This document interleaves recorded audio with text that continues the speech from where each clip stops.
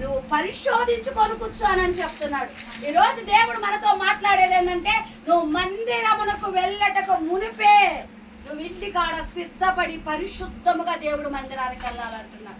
పరిశుద్ధత అంటే మనం అనుకుంటాము, నీతి తప్పడం అంటే మనం అనుకుంటాము, ఏదో లోకంలో పాపం చేసే వాళ్ళు నీతి గల్లోళ్ళు కాదనుకుంటాము, లేకపోతే దేవుడి యొక్కకు రాకపోతే నీతి గల్లోళ్ళం కాదనుకుంటాం. కానీ నీతి లేని వాళ్ళు ఎవరంటే, దేవుడు మందిరానికి వస్తూ ప్రార్థన ఉంటూ వాక్యం ఉంటూ పరిశుద్ధత లేకుండా సిద్ధపాటు లేకుండా మందిరానికి వస్తారే వాళ్ళు పాపం చేస్తున్నారు.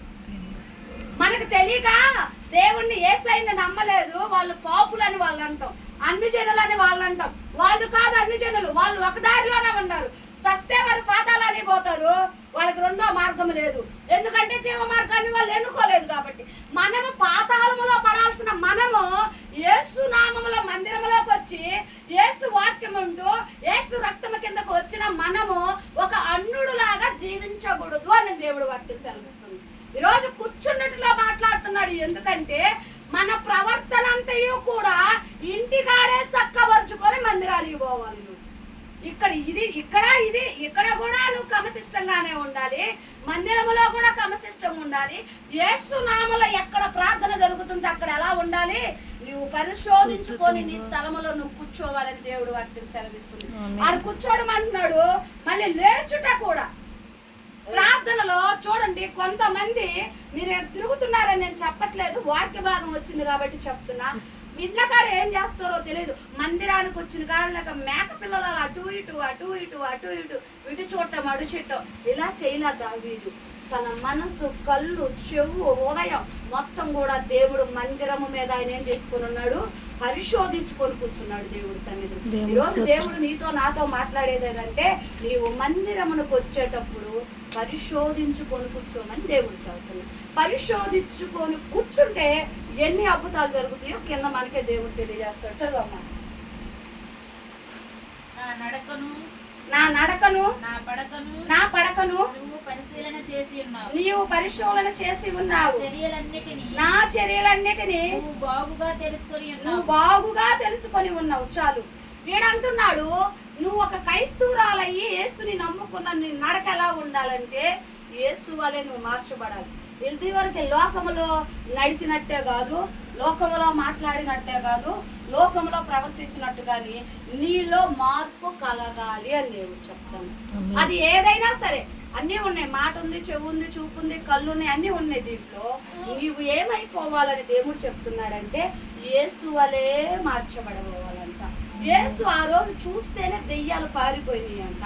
ఆయన వస్త్రం తాకంగానే స్వస్థతలు కలిగినాయి అంట. ఆయన అడుగు వెయ్యంగానే అక్కడ భూకంపాలు సైతం గచ్చ గచ్చ గచ్చ గచ్చ వణికిపోయినాయి అంట. శరసాలు బద్దలైనవి అంట ఆయన అడుగు వేయంగా.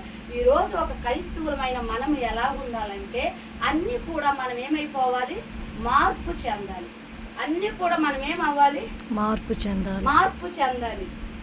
ఏం చెప్పాను చెప్పు, అన్నీ కూడా మార్పు చెందాలి. ఇది ఇప్పుడు నేను చెప్పేది ఎందుకు ముందు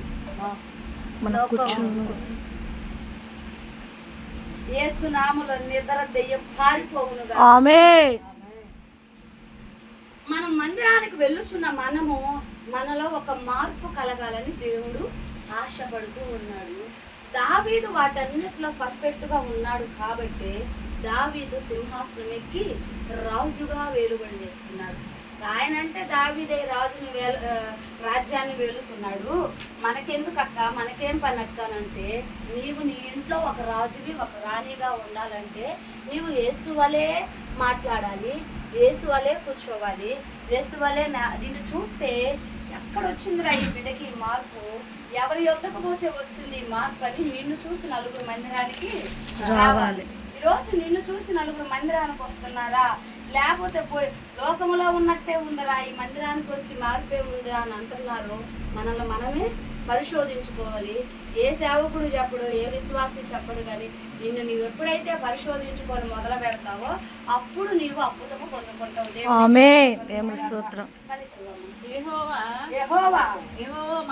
యెహోవా మాట నాలుకకు రాక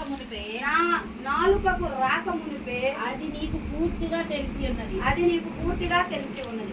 దేవుడు అంటున్నాడు కదా, నీ నోటికి నా మాట రాక మునిపే నేను నిన్ను పూర్తిగా తెలుసుకొని ఉన్నానని చెప్తున్నాడు. ఎందుకు? నీవు నోటితో పలక ముందే యెహోవాకు ఎందుకు తెలుసు? నువ్వు భూలోకానికి వస్తావని తెలుసు, కొన్నాళ్ళు లోకములో ఉంటావని తెలుసు, చివరికి ఆయన నామంలో పిలుచుకుంటాడని కూడా ఆయనకు తెలుసు. అందుకు తెలుసు కాబట్టి అక్కడ నా నాలుకకి నీ నాలుకకి రాక మునిపే దేవుడు మనల్ని పిలుచుకొని ఉన్నానని దేవునికి మహిమ కలుగును. ఆమేన్. వెనుకను ముందును నీవు నన్ను ఆవరించి ఉన్నావు. నీ చెయ్యి నా మీద ఉంచి ఉన్నావు. చాలు, దేవునికి మహిమ కలుగును గాక.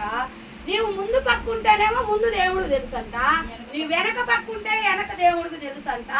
ఎందుకు తెలిసిందని దేవుడు దావీదు చెబుతున్నాడంటే, దావీదు ఎప్పుడు కూడా తన ప్రార్థనలో గాని దేవుని ఆరాధించట్లో గాని స్తుతించట్లో కానీ ఎప్పుడు దావీదు అభిషేకంతో నింపబడి ఉంటాడంట.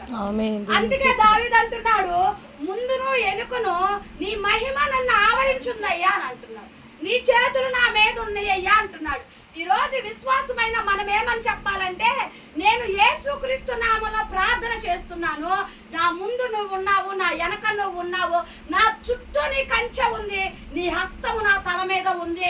ఎందుకని నువ్వు చెప్పాలంటే, నువ్వు ప్రార్థన చేసే తల్లివైనా బిడ్డవైనా దేవుడి మీద నీకు నమ్మకం ఉంటే, నేను ప్రార్థన చేస్తున్నాను, అభిషేకం నా చుట్టూ కంచెగా ఉందని నువ్వు చెప్పాలని.